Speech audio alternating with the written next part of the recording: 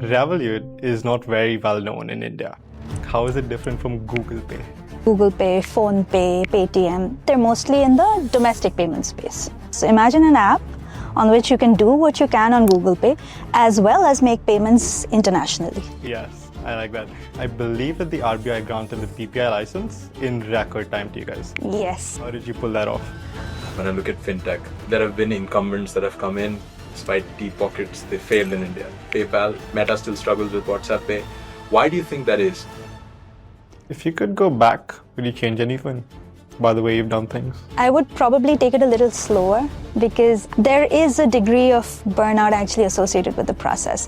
When you're young and you're going after it and you're getting it, you feel great at that time. I'm pretty sure we feel very called out. We're always in a rush though at this age. Move ahead, faster, at least personally. Will we as Indians be able to store our money in USD when we receive it? Welcome to Chain Reactions, an ad hoc podcast by Atomic Growth that deeply explores the moments that triggered or started remarkable outcomes. For context on me, I run Atomic Growth alongside an exceptional team that specializes in end-to-end podcasting for some of the largest VCs and tech companies in the world, representing the likes of Acquired, South Park Commons, Henrique Dubugra of Brex, and Kleiner Perkins. I hope that this show inspires you to start or triggers your chain reactions wherever you are in your entrepreneurial journey. Thank you so much for coming onto this. Thanks for having me here. Revolut is not very well known in India.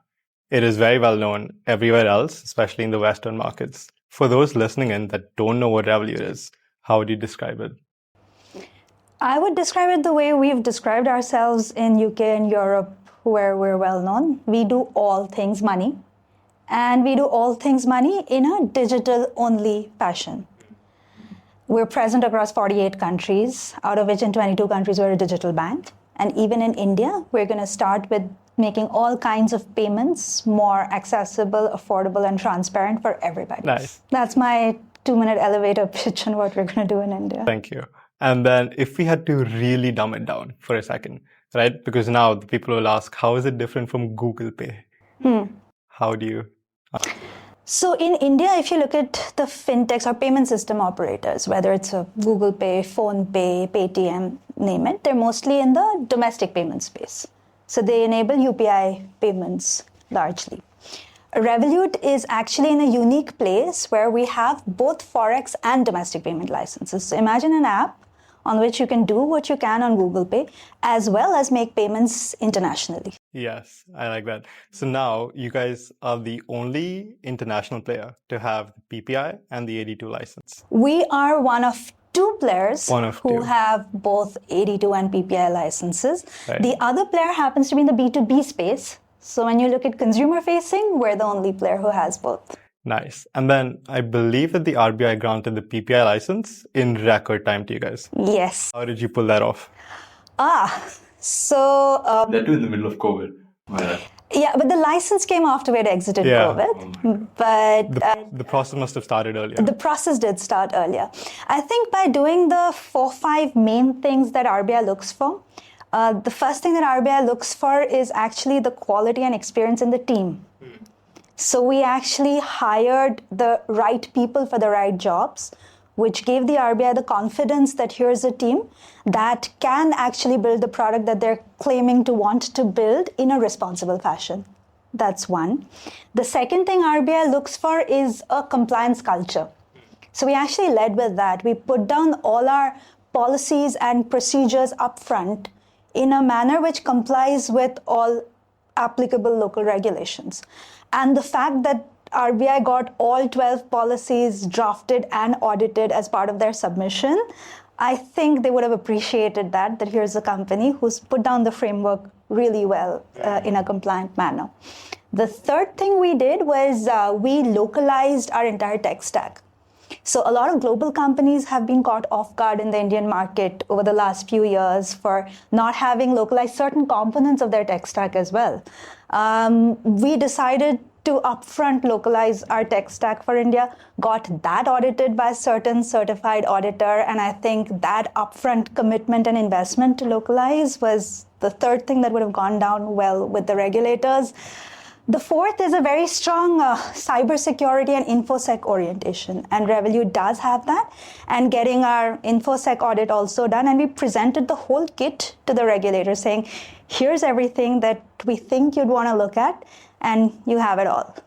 And over and above that, I think myself and my team, we kept up regular engagements with folks at the regulator, at RBI, across all levels. We clarified any areas of the regulation we had doubts on. We shared with them how we were building and doing it. And I think that ongoing engagement through the process also gave them the confidence that we're operating in transparency with them. So I think these are the 4 or 5 things which led to us being one of those rare companies to have got the license. First of all, got the license, and secondly, got it in very good time. Yeah. Paroma, you of all people have been through the fire, right, with respect to compliance in this country, especially banking compliance. Yes. What do you think are the biggest bottlenecks around compliance and red tape as a whole?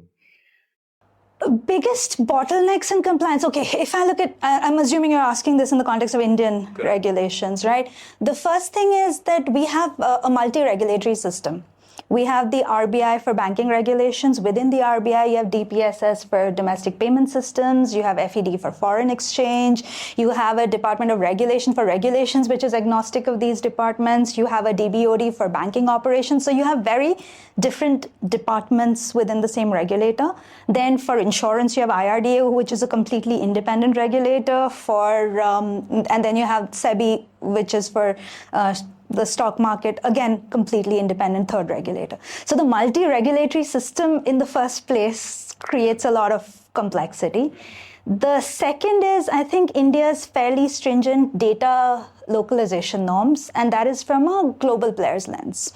To have to localize their tech stack for the Indian market specifically is, I think, an added complexity of working in the Indian market.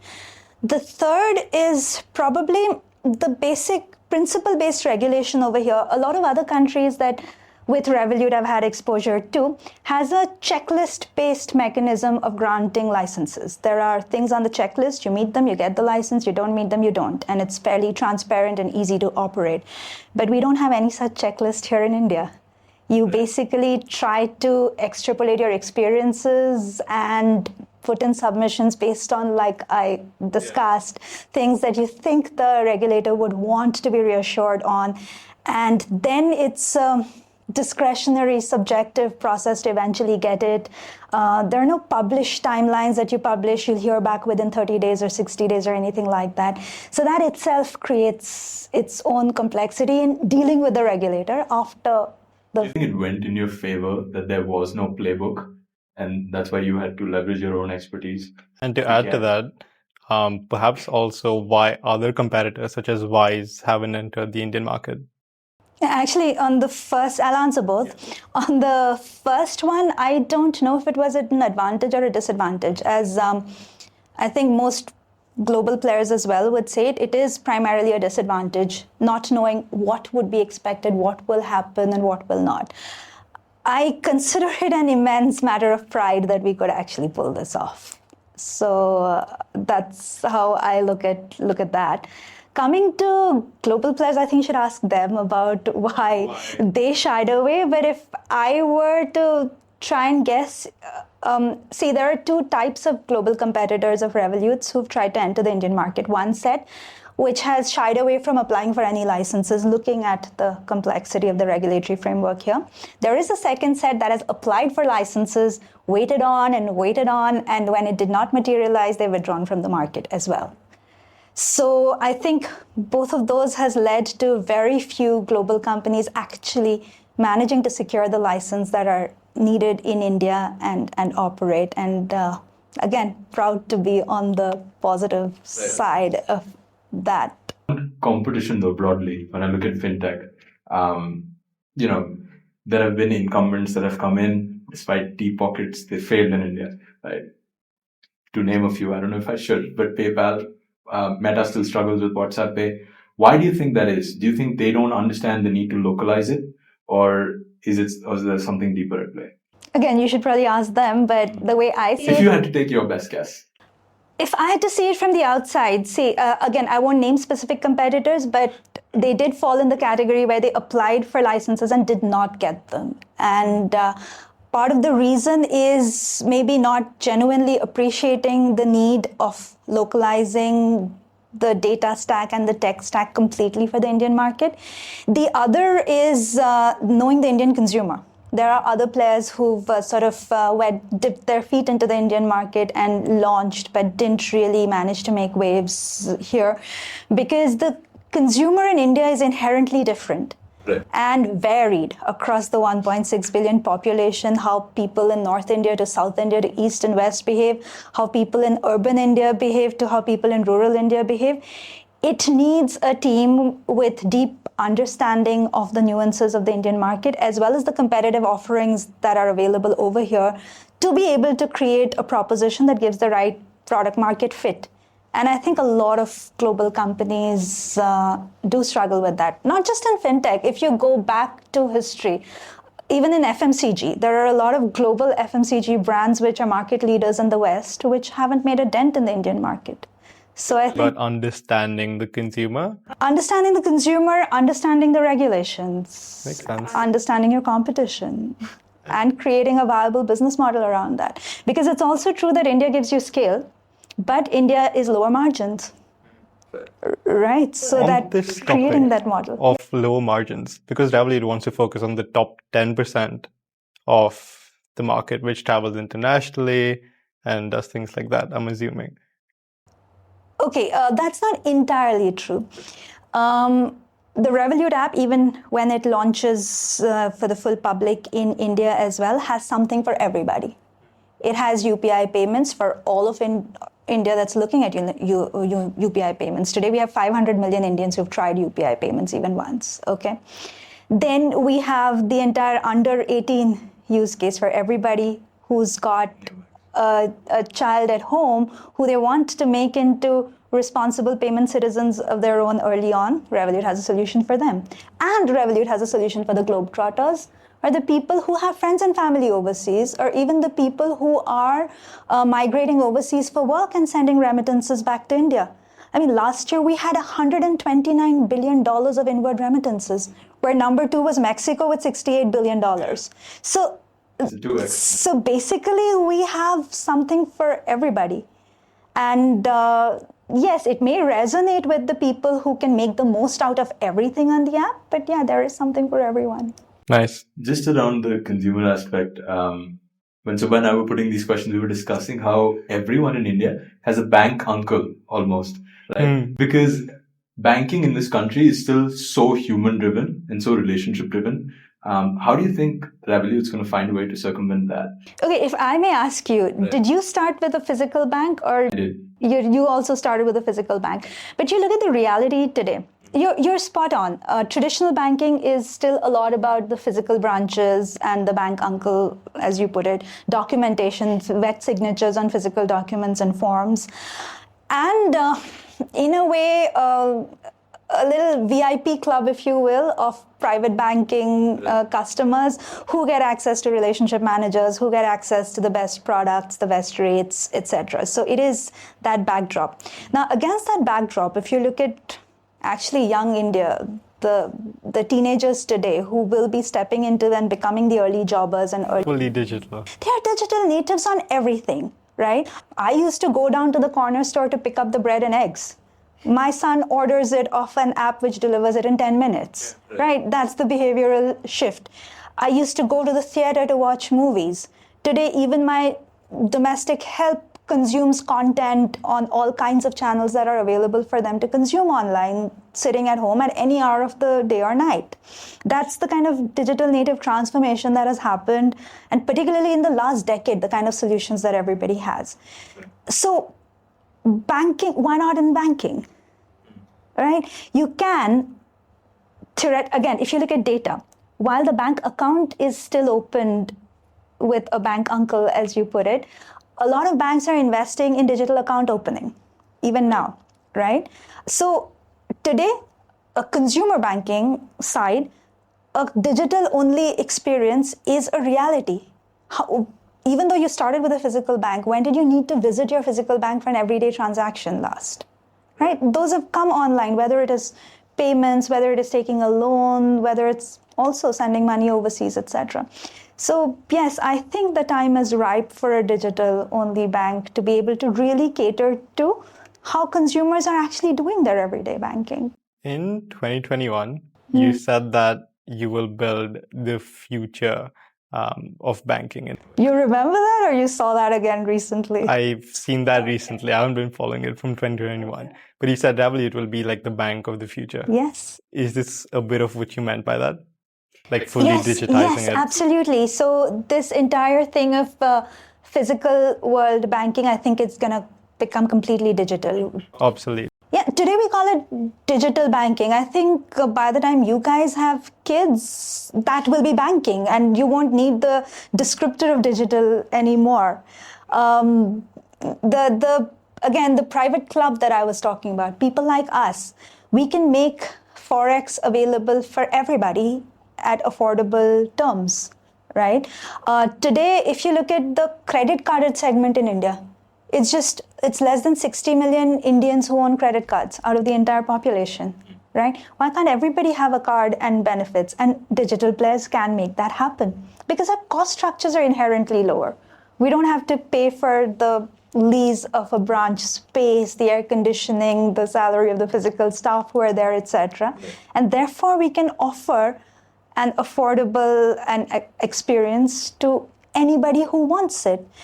And the other thing, which we didn't touch upon, interestingly, is there's a bit of a black box in banking, traditional banking as well, right?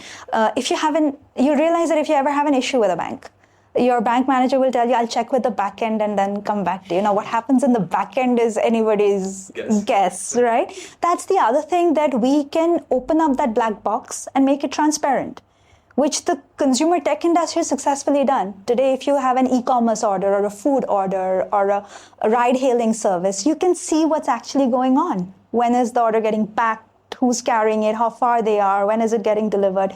We're doing that on our app to open up to go and say, where's your money at any given point of time? Where is it moving? Where has it changed hands? What has gotten deducted where? That's also bringing that transparency into the banking system, which wasn't quite there with traditional banking. It hasn't been so far.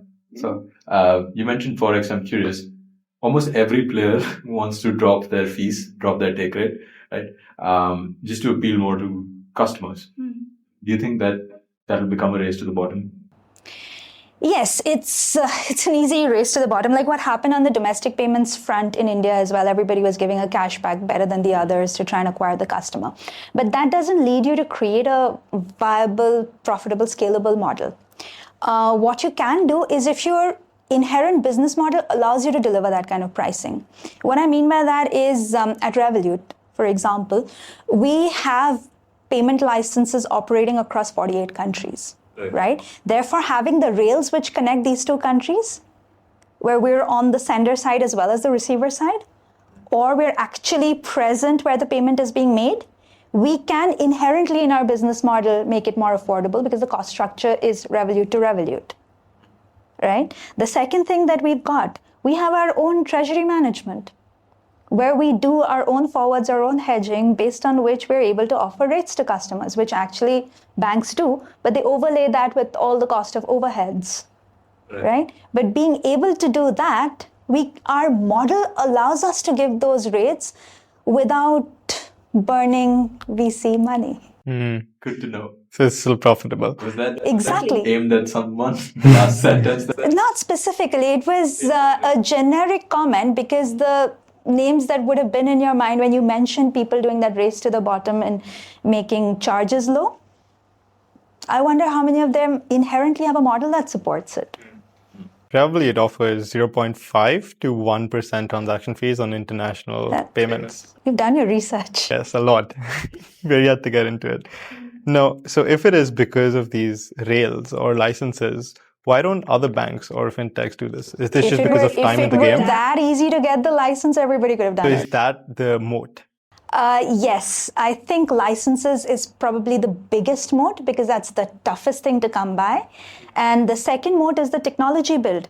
Localizing the tech stack. While I say that in one phrase, it required us to localize 163 different services. That's not a joke. Right. Top foreign banks have spent years localizing their tech stack and investing millions of dollars.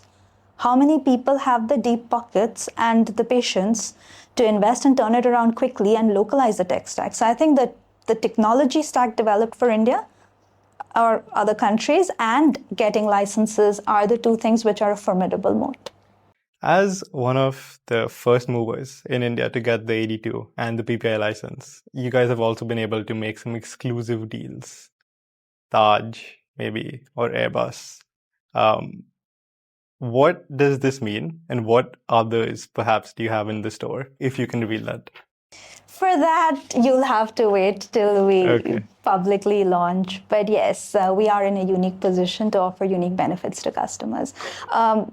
One, you spoke about deals locally. The other thing, which I can give on a principal basis, is we have access to global offers from the 48 countries we're present in.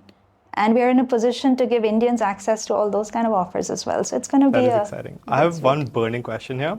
All right, which burn it up. hasn't this hasn't happened in any other wallet or fintech, which is, will we as Indians be able to store our money in USD when we receive it Okay. for more than the 1 month mark? Okay, so here's the thing. There are two things, okay? RBI regulations, if you received USD up to $2,000, you can actually store it.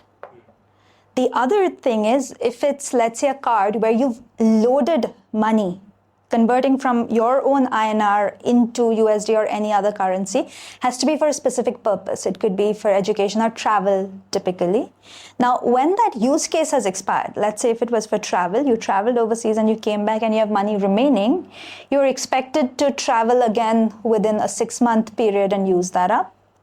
Or if you haven't, then after 6 months, you as consumers are expected to take it back into an Indian bank account. That's what the RBI regulations are. No workaround to this. There is no workaround in the sense of converting between Forex and domestic. That's what I mean by domestic currency, which is INR. Therefore, you have to play within the regulations. But interesting options, again, I can't reveal too much, is to be able to have it in an INR pocket, which is facilitated by the same entity. That's your clue. Okay, that makes sense. So is this something that perhaps Revolut is looking to All I offer? can say is with the 82 and the PPI, which allows us both Forex and domestic, we're in a unique position to create unique propositions to make it as easy as possible for the customer within the ambit of what regulations allow. Makes sense. How's that? That is very exciting, because I've always wanted to be because look, for me as a child, when I was growing up, when I was 16, 17, I was still earning in USD because I was let's say I was freelancing on Upwork, right?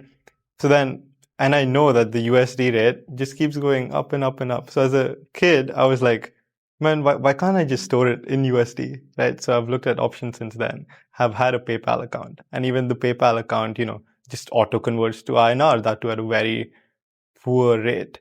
So it was always like a thing of mine, when on earth will we actually be able to store in USD, perhaps? So that's exactly why the regulation is there, by the way. Because as you're saying, if there's a certain currency which is just going up and up and up. So people will just store in that, and then why will they ever convert? The INR will keep falling. We'd make 20% more. You can have a career with the regulator. Really? That's interesting. One of Revolut's big strengths has been personalization via the spending data. Especially if you look at spending data across tier 1s, and when you go into the tier 2, you go into the semi-urban, cash still dominates, right? So how do you ensure you're working off the right data to make the right decisions? You'd actually be surprised at the kind of cash to digital conversion that UPI has enabled. That's what I mean. Today, 500 million Indians being there on a UPI is telling in the sense that customers are okay to do transactions digitally. And if I focus on retail consumers, which is our forte, I think we will have enough spends data, which is category-based spends, amount-based, slab-based, etc.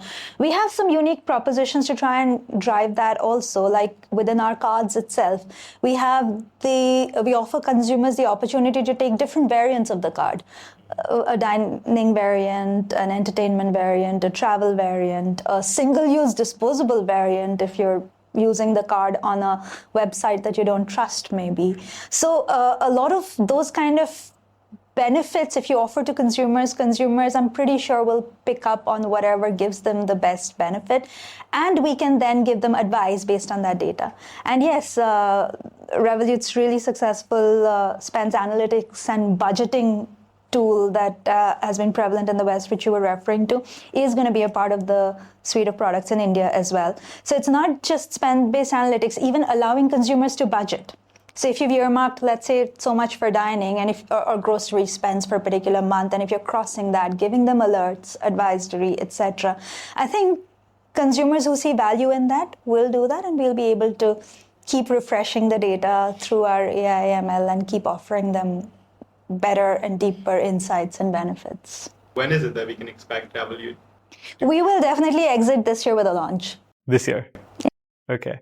And with that, do you guys have any GTM strategy, or is that just the same across all the launches of Revolut? Because I believe Mexico and India actually have a lot of similarities in terms of consumer behavior.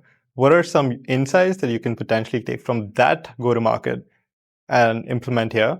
And how does perhaps it differ from the GTMs of the ones in Europe? So the one essence of Revolut's GTM, which is going to remain here, is believe in building a strong product based on strong consumer understanding. That's the core to our GTM, which we have invested the time to build, which hopefully should attract organic consumers and referral and word of mouth. We already have 300,000 people on our wait list without having launched yet. So I mean, I thank everybody for their patience, but yes, they should have something good coming out of that. The second GTM strategy that we've invested in is hiring a great marketing team, which we've done as well. So when the two of them match, a great product and a great marketing team, wait to see what happens. One of the strongest distribution methods for you is to just focus on the product. Absolutely. So one of the metrics that we track is where our app ranks. So app ranking and things, those are the kind of things that we look at as metrics. And when you get those, I think consumer traction follows. Okay. Yeah, sorry, you were saying. Switching gears, Revolut's always been in the news for the right reasons, right? At least the parent company, right? Whether that's having now 15 million plus users globally, right? There's the funding, which is always in the news. Does the pressure of what Nick and the global team, what they've built, does that ever weigh on you in your leadership?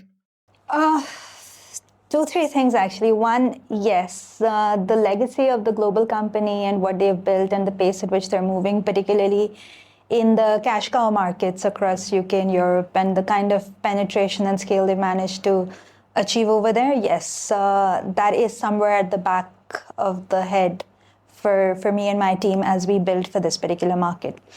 However, what I would say, the bigger pressure is possibly delivering to the expectations of the local market. Because more than what global expects, as I was saying, the consumers expect differently, they expect different solutions.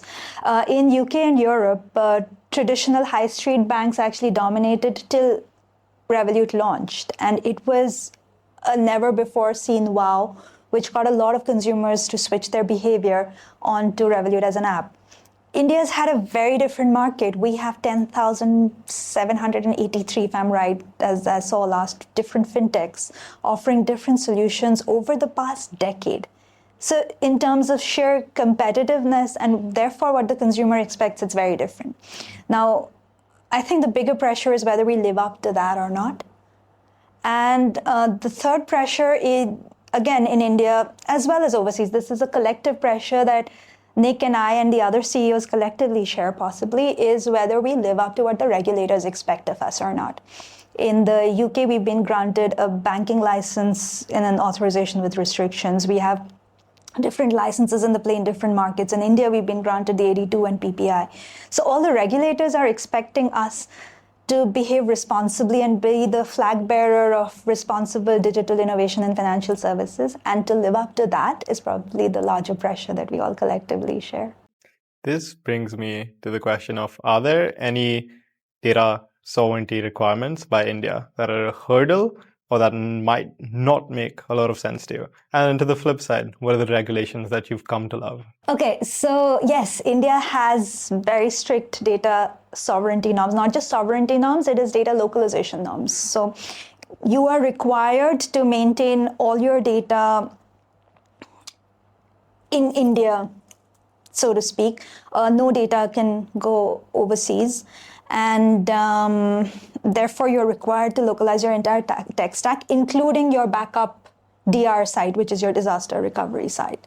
Now, sovereignty as a principle or a concept, I completely agree with, because it is fair for any country's regulator to watch out for their own citizens' interests, that their data should not go into the hands of wrong people overseas. And the dependence on data being available and processed from overseas also reduces, particularly given the backdrop of the current geopolitical developments that are going on in the world. So the principle of it, I'm completely with. But the way it has been translated into execution requirements, which is on the data localization purely, I think it made sense in an era when you had physical servers. When you had physical servers, the requirement to locate the server on ground within the boundaries of that country, as well as the backup disaster recovery site being in the country, made complete sense. But cut to today, what does localization actually mean? All of it is on the cloud. Yeah. So when all of it is on the cloud, It's not even here. exactly. So where does that execution lens of that localization make sense? That's something that I do think we need to question to see how we do it. So from my lens, I think data segregation makes sense so that you can still solve for the access and dependence problem that you would want to solve for. But asking for that to be localized may not make sense, because it's not really serving an incremental purpose. On the contrary, it is requiring global companies to invest significant amount of time and money in doing that, and therefore dissuading a lot of global players to participate in the entire You like Indian more growth competition. story. I love competition. Nice. That's a hook. Yeah. That's our hook in the trailer. That's what we're using.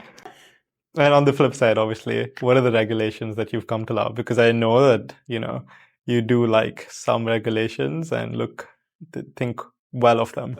You've seen that interview as well then, okay. I can't pick one specific regulation that I've grown to love, but I think again, going back, the very idea of having regulations is something that I completely endorse, because you need to have some guardrails within which you allow for innovation, especially in a sector like financial services, where you're dealing with people's hard-earned and saved money, right? So it drives responsibility. It is in the interest of consumers, and it is also, if you think about it, in the interest of businesses who are looking to build sustainable businesses. Like in any sport, it's important to have rules in the sport. Otherwise, it'll be a free-for-all for anybody playing by any rules. So if you have the rules and then you innovate within that, is my thought process. Are there any countries that you're aware of that Revolut is operating under where there are no such guardrails, or very few of these guardrails? Oh, I think financial services is a regulated sector in most countries, most FATF compliant countries, which is where most of the names that you know of operate, including us. And when I was talking to one of your team members, she was actually telling me about how the Mexico and India are sort of similar in terms of consumer behavior, perhaps. Why is that? Why is that? In terms of anthropology, I may not have the answer, but No, in but terms of what have you guys noticed? I think in terms of population per square kilometer of land, it's a densely populated country akin to India's. Therefore, the competitive pressure on resources has been similar. Therefore, the competitive orientation of the people to look for bargains in anything that they do has been, or they purchase, has been similar. Against that backdrop, a decade of technological innovation has also happened in Mexico and Brazil to some extent for South America, and in India for South Asia and the Asia Pacific over here. So that orientation has been similar. But when you put a GDP and a GDP growth rate backdrop against that, the per capita income is in similar ranges. So, so the kind of models are fairly similar in these two countries. The regulators also, from the regulations that we have studied, are fairly similar in their outlook.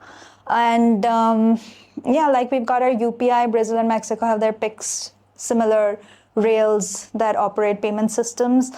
Democratization of financial services is therefore an important agenda in both of these places, and both have become digitally savvy.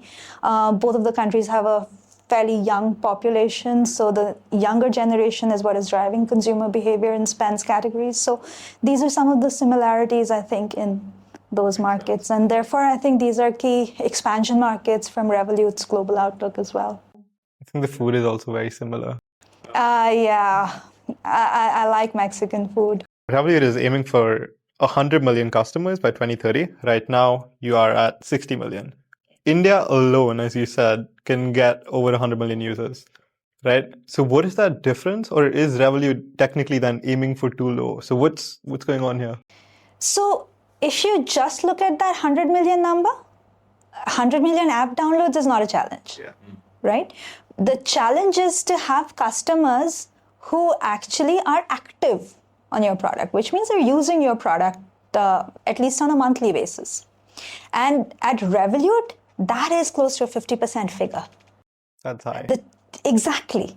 So in a market backdrop, particularly in India, where you have less than 10% yearly active on other payment brands that boast of more than 100 million customers, building a business which has between 40 to 50% activity rate monthly is a different kettle of fish altogether. And that's the more meaningful kettle of fish. And for that, you have to offer meaningful benefits to consumers, which they will value. You need to offer them the affordability, the accessibility, the transparency, the offers, and a great team to deliver all of that.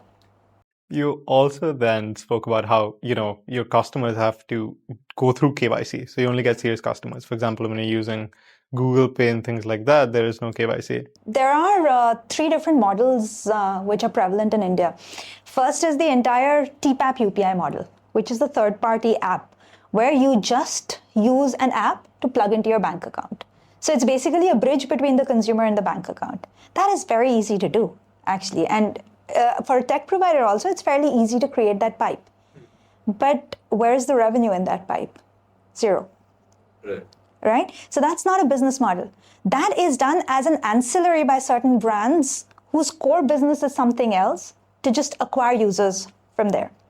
But for a standalone financial services operator, therefore, there are two different models that come out, the next two. On PPI, there is a minimum KYC wallet, which is where you don't need full-fledged KYC verification, which creates wallets that come with limits, which are fairly low limits, which allow you to do everyday transactions, like your toll cards, for example, are an example of that. You don't need to go through KYC. You just load a minimal amount just to cross your everyday toll to and from the commute to work. Those are also prevalent in the market. But if you want to be a serious operator, to have a serious PPI wallet where customers are keeping lakhs and using that to transact, using that to receive money, etc., then you need a full KYC wallet, which has to be verified, including getting video verification of your Aadhaar, etc. done, which you pull from the central KYC repository.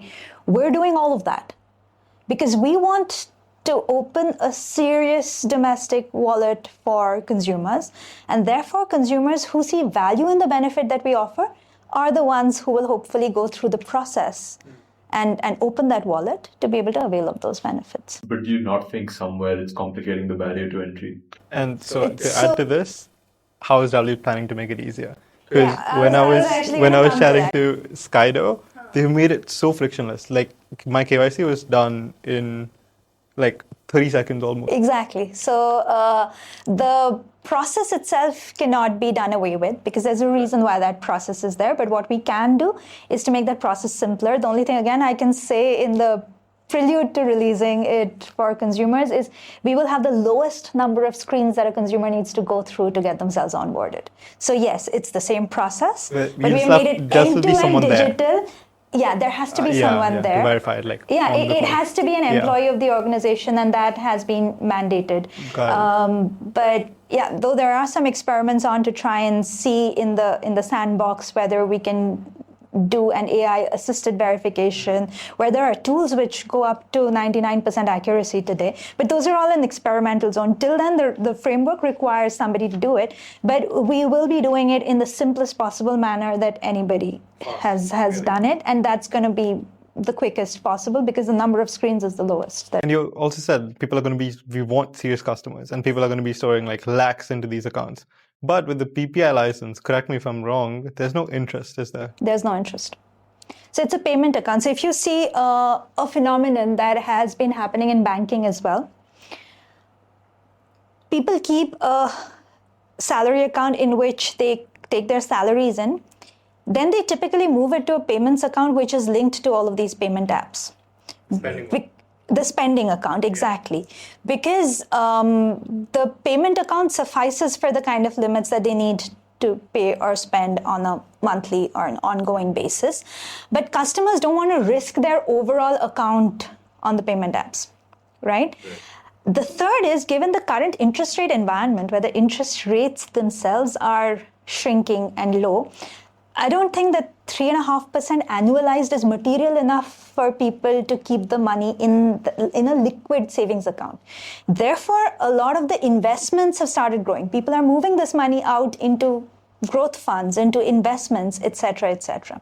So we want to replace or be that payments account where customers keep the money that is allowed over there. Yes, they don't get interest, but we don't think that interest is what they're looking for over there. They're looking for ease of payments, convenience of payments, maximum offers where their payment use cases are there, and the ability to do more with their money from that wallet is what we will present. Would Revolut ever get into the broking business? Wait and watch. We really need early access to that. We do. To get ourselves on the list. Yeah. You can get yourself on the wait list. We have 300,000 already at last count. You can be 300,001 That's and too 2. sad. That's too and sad. then we'll see if we can fast track you. Got it. One question here would be so Revolut offers this interest in other countries. So in countries where we have a banking license, which is actually in Europe and in the UK in AWR, and when we open those up, then we can offer interest if it's an interest-bearing market. In the countries where, even in the UK for that matter, we've been operational as an e-money license. That did not offer interest either. It's the equivalent of a payments wallet. And that's what I mean. I mean, in 48 minus 22, that is on 24 countries, 26 countries, we've been operating with the e-money wallet equivalent. And which is where the world is turning towards, people wanting to have a convenient, easily accessible, affordable payments account which offers them maximum use cases and benefits on where they're spending, rather than the interest rates linked to a bank account, which is going down in various parts. Perhaps then one of the future focuses would be to obtain this banking license for India as well. Wait and watch. Wait and watch. So many wait and watches. Of course. So, Yes. After it's launched. Absolutely. Happy to come and give you a sneak peek into Revolut Phase 2 in India then. Nice. On a bit of a tangent here, a lot of our audience are probably young, ambitious folks, right? Looking to innovate. In one of your LinkedIn posts, I saw that you mentioned IoT payments has a lot of scope, such as perhaps Iris, if I'm very ambitious. What would you think? What were you thinking when you typed that out? No, I do think the form factor is going to undergo huge innovation, because up to now, if you think about it, a lot of innovation has happened on payments, but it's largely been smartphone centric. One is, I also think feature phone based innovations are going to happen, where it's not going to be app based, but USSD string based, etc. Even in markets like India, Africa, and elsewhere. In India, you still have 300 million people who use feature phones. Were you aware of that? I mean, that's a market which is not being catered to by anybody. They also have an equivalent payment need, right? Then inclusion in its truest form. You have people who are differently abled. Some may not be able to see. Some may not be able to use their voice. Some may not be able to hear audio commands, but having solutions for them, right? Having Braille-based for somebody who cannot see, or purely audio-based, etc. I think those are trends that are going to emerge. Third is biometrics for verification. Up to now, your verification has largely been centric around two-factor authentication through things like PINs, OTPs, etc. Devices have started doing facial recognition for logging in, but I think using your iris scanner as an identifier is even more secure. There are technology which is coming up, which is voice recognition at a different level to be able to voice authenticate. So I think those are the kind of technologies which are going to come up where a biometric is unique to a person and it isn't open to being phished like an OTP or a password or a PIN is open to being phished. Right. The other aspect is integrating it further into, again, everyday lives. Why did the mobile phone happen? Because everybody was going around with their mobile phones. So rather than carrying a wallet, if you could embed the payment instrument onto the mobile phone is what has caused this revolution. Now, if somebody wanted to carry their mobile phone, what could they have on themselves? Wearables. They themselves as well. Absolutely. I was going to come to that. Starting from watches and wearables, rings, etc., all the way to themselves, something that is core to them could become ways and means to be able to make payments. I mean, a watch tap and go or a ring tap and go, where it's something that is on them. These are technologies that are coming up. And on this, sorry to interrupt you, on this part where you said watch, tap and go, Apple Pay. Yeah. Why is that not a thing yet? It might sound very dumb, but I have no idea why that's not enabled. I don't want to comment on that, but there has been a lot of development and work that has been going on Apple Pay and tokenization in India. And I think we should be seeing some announcements by the end of the year. With Revolut? Huh? With Revolut?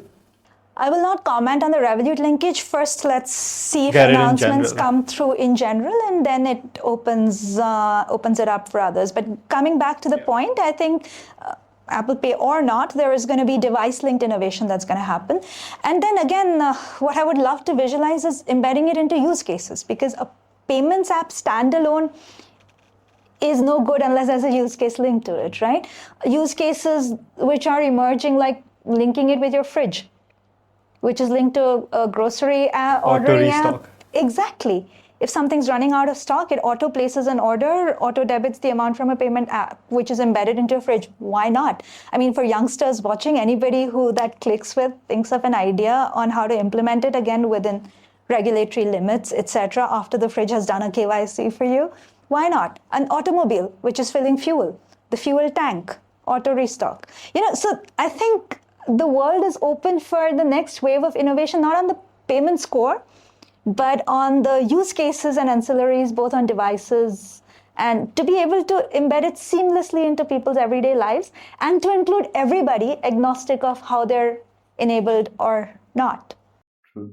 You mentioned AI briefly, so I want to touch upon that. Yeah. There's a lot of excitement around AI in Indian banking right now, all the way from chatbots to credit underwriting. Yeah. Do you think India's prepared for that? Do you think we're drinking a bit too much of our Kool-Aid with AI and its use cases? So there is a degree of fluff around AI, but at the core, I still think close to 70% of the processes, at least in financial services, are ripe to be taken over by AI. What would you say those are? Firstly, in onboarding, we were speaking of the need of a human being doing a verification. Right. That is one of the things which is ripe to be done by AI, and there are experiments which are already Someone working on that? There is work that is going on. Again, I can't reveal stuff that is in the sandbox right now, but there is work on areas like that as well. Then you've got areas like even drafting of documents, like your loan agreements, bank forms, etc., etc. Today, your chat GPTs can do it, and you don't need people sitting and drafting documents and writing those out and sending those out. Third is 100% credit underwriting. Credit underwriting, at the end of the day, is a model-based score based on which a go, no-go decision is made. And if a go decision is made, an amount decision is made using that. It can very well be, it is one of those areas which is ripe to be written as an AI algorithm, and based on the data that it consumes, keep learning getting the machine to keep learning and keep fine-tuning that particular model. So credit underwriting, 100%. Fourth area is something that we worked on internally is on fraud detection. So that has been another area where I'll give you an interesting statistic. Do you know 70% of fraud hacks on payments has originated through social media, some kind of social media outreach? Yeah. Fraud, payment fraud. Yes. Where somebody has done the first outreach through social media and then gotten deeper with the user where they have Tried to do fraud. So, Wow. Happened. I didn't think it'd be 70%. On social media. Okay. So 70% globally, in India 64%. That is statistics for you. We're winning somewhere. Well, I don't know if that's, I would call that a win, but coming back to what we've therefore done is we've used AI, which takes social media indicators in as well, to be able to anticipate and detect frauds. And that has been piloted in this year itself, and we have already reduced our potential frauds down by 30%. So, even those areas about fraud detection, Open AI for innovation. is open for innovation using AI. Cutting to a different tangent altogether, hiring. There are things that you look for when you screen resumes. There are things you look for in certain rounds. Those can also be done by AI. So a lot of the preliminary foundational work across functions can actually be done by AI, and therefore it can be innovated upon, which leaves human brains the room to do what we do the best, which is think and understand and innovate. I'm so glad you brought up hiring because I was watching one of your interviews and you mentioned how there are so many candidates that take a theory first approach, right? It's what B schools train them to do almost.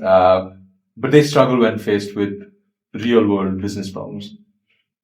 What do you think that says about how we're preparing talent, Indian talent in specific, today to bridge the gap between theory and execution?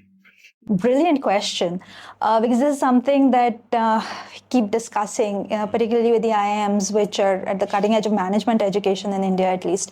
Yes, it's true that we had a very theory-centric approach for the longest time, and if I can share about myself, I wasn't one of the theory toppers, but I loved my projects. A couple of projects that I've done during my MBA years over there actually went live with those brands as well early on. So I think an orientation towards live projects, hands-on internships, which is not just earmarked for once in a year, but ongoing engagement with live brands. I think those are things which, to me, looking back in hindsight, were the ones that added more value to me than theory, if you will. Theory was the supporting foundation to get your foundation clear. You can't do without that, but that's just foundational. That's not 100% of education. So I think as institutes move more and more towards industry interactions, live projects, encourage every student to take on multiple live projects in every semester, more active internships. I think those are the things which students, if they take seriously, are the ones which are going to give them more definitive learnings when they actually get into the workforce than just studying the theory. I think that'll resonate with you too. Can I ask, how were you in high school? How was I in high school? That's a long time ago. In terms or of what? High in school terms of, let's college? say, grades? Did your teachers like you? Okay. Grades, I did manage good grades. No, Good. I managed. Okay, I was kind of school topper. but what I want to highlight is I never took any classes beyond school. I never took any tuition classes or anything like that. Because again, Just study on your own? I did study on my own. The only thing, again, want to add is I didn't spend too much time studying by rote. And one of the things that I think helped me was we were encouraged at home to understand the basic principles of what's being taught. And yes, I would pay attention in class to grab the principle of what's being taught so that I don't have to solve endless problems and sums or learn at home, because if you've understood the principle, you can apply it and answer. So I used to be, so that's what I was like in class, and I was involved with a lot of extracurriculars. I was part of our quizzing club, and I took an active interest in that. Yeah, I was an office bearer of our quiz club, won a few inter-schools as well. Nice. Against your school too. I was a part of the debating society. That's the other thing, things like debating, public speaking, etc., are things which I would encourage every youngster to try their hand at, because India again produces a lot of bright minds, but when it comes to them articulating, I think there is room for the average Indian bright student to improve, and things like public speaking, debating actually encourages that. The ability to think of different points of view on something, put your point of view across, influencing skills, presentation skills. I think those are really important to inculcate early on. That brings me to a super interesting tangent. Paroma, when I look at your career, right, all the way from B School and Procter & Gamble, briefly that stint, ICICI, Kotak, Flipkart, somewhere each move feels very calculated, right? It does. I can retrofit the story, but you want to really hear the real one? They were all coincidental and common. Really? So think about it, okay? Now when you're retrofitting it, it may sound like that. But, Steve Jobs quote. There's a Steve Jobs quote around this. When you're looking forward, you don't really know what you're doing. But when you look backwards, it's all a chain. Thanks for equating me with a great man, even if it is for a moment. I do admire him. But like the Procter & Gamble internship, it would have been an automatic thing for me to join a Procter & Gamble and start off my career in FMCG. Right? But I got swayed by a conversation, campus recruitment conversation, where the lady who was in charge of that function, who became a fairly well-known chairman of a regulatory body later on, you know who I'm talking about. So she was my first boss. So she came for hiring on campus. When she told me, you know what she told me? This is again, no offense to anyone, any brand or any specific industry, but she actually said, if you start off your career in FMCG, the rules are defined. It's been there for hundreds of years. You will just be enabling selling of more detergent or shampoo or soaps to more people. You'll spend the first few years of your work life just ensuring advertising or offer posters are prominently displayed in stores. Is that what you want to do? Or in the world of banking, and this I'm talking about the early 2000s, maybe before you were born. Yeah, okay. I don't understand how that keeps coming up. So, okay, just before you guys were born, it was an era when banking was nowhere near as evolved. What you call traditional banking was also evolved at that point of time. This was the era when only government banks dominated, where people just kept their money in a state bank and thought that that was secure, and they would walk into their neighboring branch, go talk to the teller, fill out a form, and then take the money out, and that was safe. They didn't even trust a private sector bank. And ICICI, the first bank that I started working with, had just converted from Industrial Credit and Investment Corporation into a bank. And this lady came and told me, so you want to go into an FMCG and sell more detergent or soap, or join us as we're trying to define how to get customers to even trust a private sector bank and start keeping money with us and what we can do. At that time, choosing that was not an easy option because nothing was defined over there. But that's what I chose to do. And you've done that again and again. And that is probably the one trait which has been in common in terms of my choice of assignments, because likewise, started out in ICICI, the stint of 5 years was great. I was part of the talent pool, launched India's first co-branded cards, launched India's first digital banking. You know, I've seen a lot of firsts during that time and was fortunate to have been associated with them. But then I got the chance to join an unknown bank at that time called Kotak, which didn't even have a cards business, was looking to launch it. And I decided to chuck ICICI, which had become a force to be reckoned with in private sector banking by that time, to go to this fledgling bank which nobody had heard of, to help build out what cards can be for them. And again, that's a choice I made. When Revolut India just started, the first hire, I believe, was an HR person. Yes. And then you came in. Yes. So how were you qualified? Like, they obviously went through all your experience. So what put your unique experience to make that call for you to lead this? I think you should ask Nick that when you interview him next time on what he saw. But from what I know, they went through more than 100 profiles to try and find who they wanted to lead the India business for them. And at that time, the interviews were being conducted from London. So it wasn't the local HR person. So it was all being run from there to identify who they wanted to bring on in India. The local Indian HR person actually helped onboard me. So, and she's still there, by the way, in the company and doing pretty well. So if I were to second guess Nick, I think the combination of 3 or 4 things. One, I think core financial services experience coupled with tech experience, because I had spent half of my career in financial services and banks and the other half in cutting-edge consumer tech companies. I think that combination is one of the things that might have worked, because you either get purely tech talent with less appreciation of financial services and regulations, or you get people from financial companies who may not have the agility and ability to use new age, cutting edge tech innovations. I think that. Second, I think a proven track record of having accomplished and built things from scratch and actually delivered scalable, sustainable businesses that outlasted me. I think those would probably have been the couple of things that might have worked for him. But the third thing could be that I was one of the younger people there as well, because I think Revolut overall is a young organization. I don't know if Nick and I share a birthday, which we didn't know at that time. Yeah. As a matter of fact, it was yesterday. Wait, same year? No, not the same year. We're 1 year apart, but the same day. Yeah, thank you. So I'm spending the day after my birthday talking to you guys. Nice. But yeah, that was also Nick's birthday. So I think the fact that the youth also helped, because had probably the energy and the hunger and a longer runway to build on would probably have been a third dimension if I were to second guess.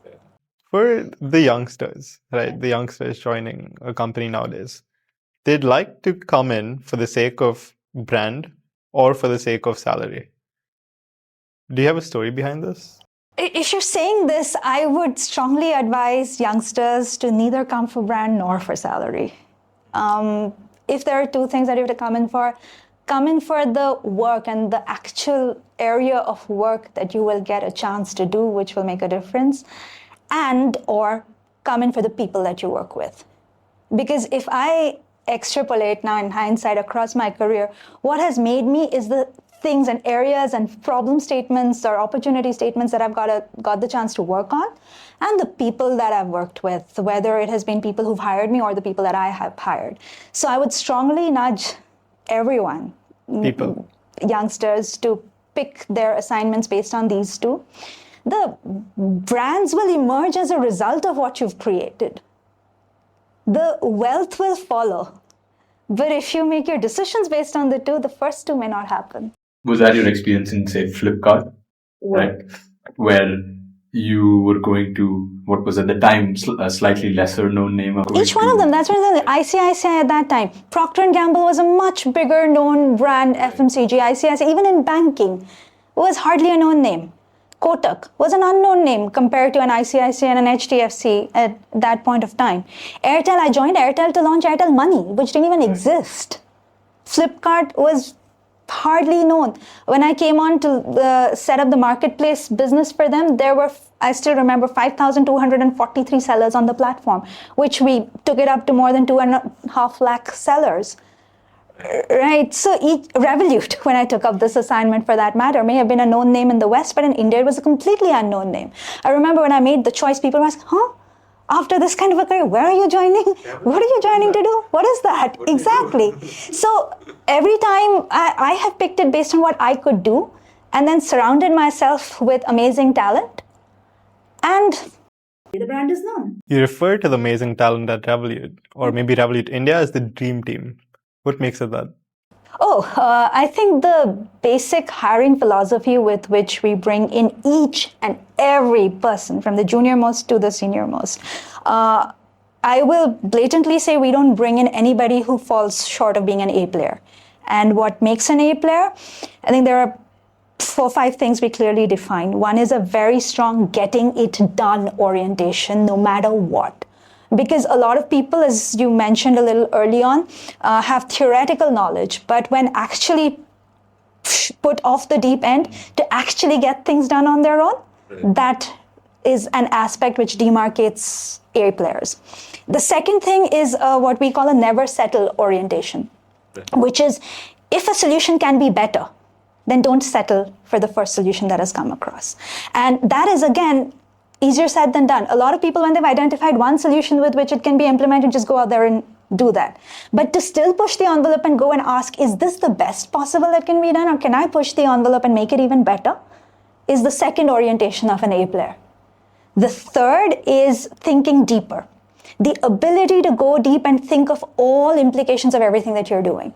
A lot of people tend to be unidimensional in their thinking. Like, give me one problem statement, one area, you define it for me, I will go after it and do that. But to actually step back and think that, okay, if I do this, this is what is going to happen, and give that picture back to go and say, this is the 360 picture, therefore we should be doing this and not doing this, is the other thing that sets an A player apart.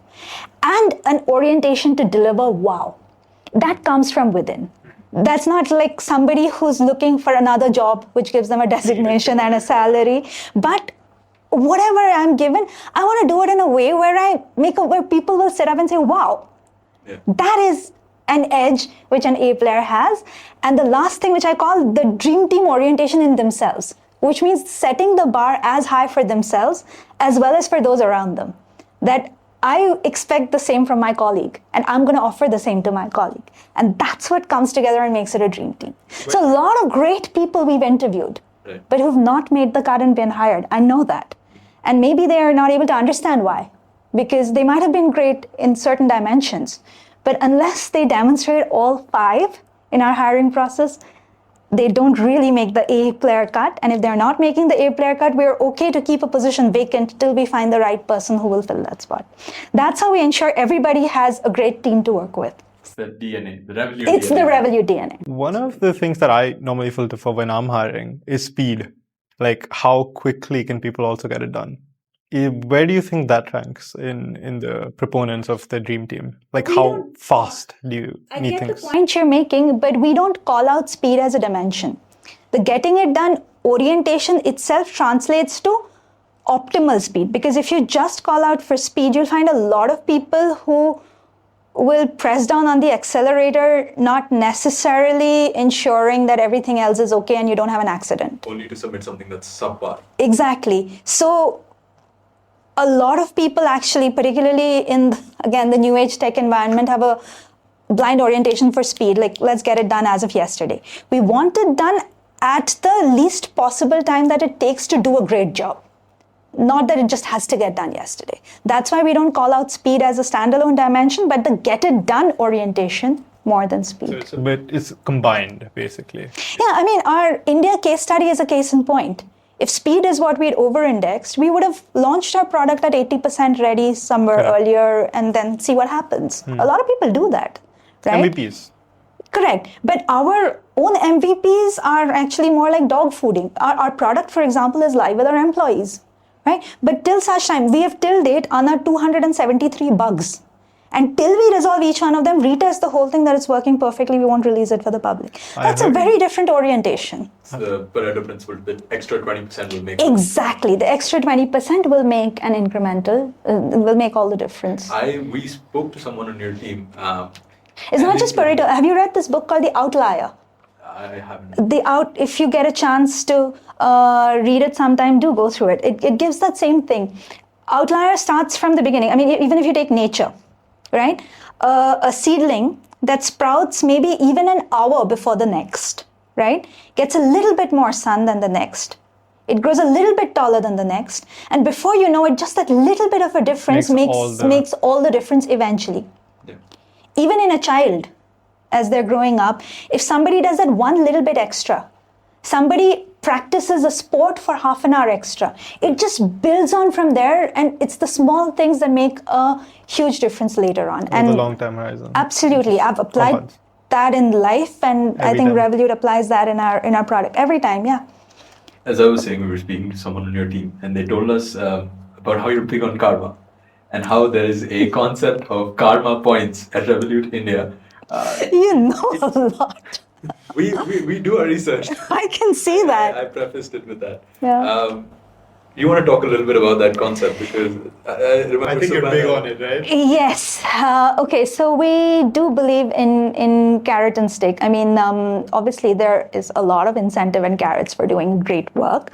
But I think we also want people to realize that there are consequences, particularly in a highly regulated financial services company. So the way we have translated that is karma points, Right. which is basically if anyone does anything internally that flouts a regulation or a compliance norm or a statutory filing or reporting, or some incorrect communication goes out. I'm just giving you a few examples. That is a deduction of karma points. And on the other hand, if somebody does something to fix situations or trouble that may have arisen somewhere else, they get positive karma points for doing that. These are all things which are over and above your day job. Your day job is your regular performance evaluation against your KPIs set. But when situations like this arise, oftentimes people are called upon to do extra, a lot extra, which has disproportionate consequences, but they don't necessarily get rewarded for that. So our positive karma is a way of doing that. And negative karma is the flip side of that, about making people aware of the consequences if things are not taken care of right. And that's what life is, no? A balance of positive and negative karma. I watched one of your interviews where you said, I think the biggest misconception about women in leadership is the fact that people think we like being called women in leadership. Absolutely. Yes, I think one of the biggest misconceptions is that we like being called women CEOs. I mean, we are CEOs. Right. We don't come into work thinking, what are we going to do as a woman CEO? We come into work thinking what we're going to do as a CEO. But unfortunately, because of the sheer numbers, the way it has been there is a blind spot where people you engage with, whether it's externally or internally, tend to first assume that the CEO is likely to be a man. Right. And then it has to be debunked subsequently. I get emails all the time which are addressed to Mr. Chatterjee. Yes, when they don't know what gender I actually am, because they just assume the CEO is going to be a Mr. Right. I've had experiences where I'm not going to name specifically, but government institutions, other institutions I've gone to, when you make those entries over there, and I've gone with a male counterpart where they've assumed that the guy who's accompanying me is actually the CEO and I'm accompanying them, rather than it being the other way around. And more serious than that is when you walk into meetings and they know you're a woman CEO. It unfortunately till today in a lot of places starts by you being discounted because you're a woman.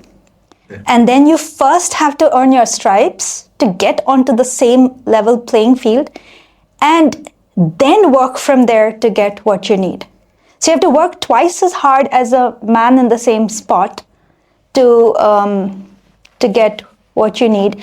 And you constantly still have the need to prove yourself despite what you may have already accomplished or done, just because of your gender.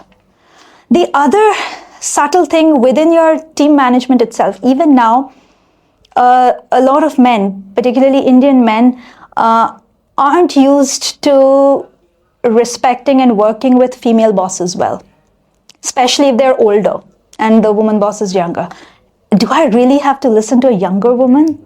I think that is there. So even that becomes a challenge to first work on winning their confidence and trust and prove that you can add value to them, and then go on from there. Whereas a man in those shoes would be by default assumed, oh yeah, I mean, he's my male boss, I gotta listen to him. So yes, the dynamics even now are different, and I really want the next generation to be different and that blind spot to be removed, and people to become conscious that both a man and a woman can be the CEO or in a leadership position and do as good or as bad a job, and level the playing field for them. And here I'm not even getting into other things like maternity and things like that. This is just sheer how you're reacted to or dealt with in the boardroom.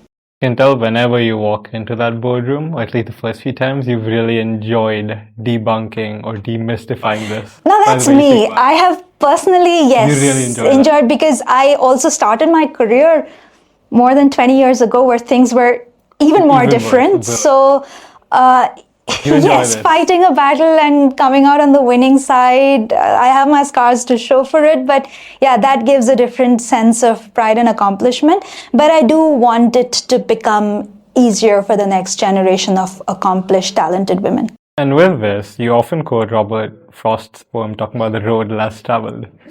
Can you walk us through moments in your career where you consciously chose the harder path, apart from obviously just what you were born with? Yeah, I spoke about the choice of ICICI over a PNG, or banking over an established FMCG, a new bank. I spoke about Kotak, established bank versus a new, lesser known bank to do it.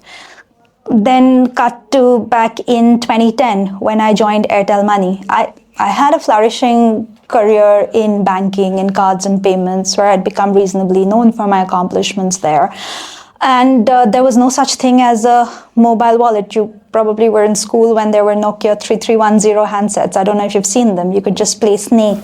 Might have been before us. So smartphones didn't exist. There were only push button phones with tiny screens. There were no color phones, no touchscreen phones, nothing, right? In that era, to give up your a flourishing banking payments career to go and say, hey, I'm going to figure out how this can be used to make payments. And I decided to make that choice and join that team. And Airtel was the first company in India to get a mobile wallet license back in 2011. And the first company to have launched a mobile wallet in India, which today is in the wallets of everybody or on the phones of everybody. So that was another example. And if we zoom in, perhaps, into Revolut, are there any difficult decisions that you're making? Oh yeah, absolutely, on an everyday basis. Basically, like sacrificing the short term to optimize for the long. Absolutely, and that's been a thesis in my life, and which is on Revolut's journey as well. One example, as you're entering a geography, particularly like in India, a lot of fintechs which are out there, you'll realize don't have their own licenses. They've actually partnered with another bank to market the bank's products on their app. So essentially, they're a bridge between the consumer and a bank. Bank is manufacturing, they're supplying and controlling the experience. It would have been a very easy decision and a fast decision to take that path, to go and say, hey, we will partner with banks, and then go ahead and launch yet another fintech in a crowded market. Right. To stand your ground and make the decision and recommend and say that no, that's not the path we're going to take. We're going to take the harder path to give ourselves a shot at getting the licenses ourselves. Hold ourselves accountable and comply with the policies and processes and regulation and data localization and build the tech stack accordingly. But at the end of it, we will offer a completely differentiated product experience that consumers have never seen before. And we control the entire consumer experience end to end and hold ourselves accountable to the regulator for that. That has been a longer and harder path, but definitely, I think, strategically the right path, which should hopefully pay out and stand us in good stead in the long run. You can tell you're really passionate about that. Yes, I am passionate about the decisions I make, and I stand by them for better or for worse. Paroma, if you were writing this interview 5 years from now, right? Yeah. Let's say that. What metric or milestone to you would mean Revolut, specifically Revolut India, became the financial super app and achieved the all things money goal in India? What is there a metric or a milestone in your mind? If I were to contribute to at least a quarter of Revolut's new customers over the next 5 years from India alone, in a meaningful manner, which means with every customer using at least half the customers using the product every month and using at least 2 products that we have from our suite. Right. And we haven't had any regulatory action on us, I would say we've been a rocking success. Amazing. How do you find success in your personal life? Success in my personal life would be mastery over materiality. What I mean is, I am not the kind of person who chases designations. I never chased or wanted to be CEO as a designation for the sake of the designation, or chasing wealth and wealth creation as a metric, which place gets me the maximum wealth creation. I have always chased the pursuit of excellence, which is what I'm doing today. Is it something better than what I did yesterday? Or this week versus the previous week, or this month versus the previous month, or this year versus the previous year? Am I constantly improving? And second, am I picking things to do which is having a lasting footprint or an impact on people, which is changing the way they do something or making their lives better in a certain way and leaving behind that impact? I think those are the things that I live by, and that gives me a lot of joy of feeling like a life well lived and contributed. We have a lot of young cats watching this. Yeah. One word of advice for them. What do they need to be building? What do they need to be doing now to ensure that they can do their bit in ensuring this is India's golden era? I would nudge them to genuinely think about building India's global tech company, because a lot of innovation has happened on a lot of startups. Convenience. Which have been centered around incremental convenience, let's put it that way.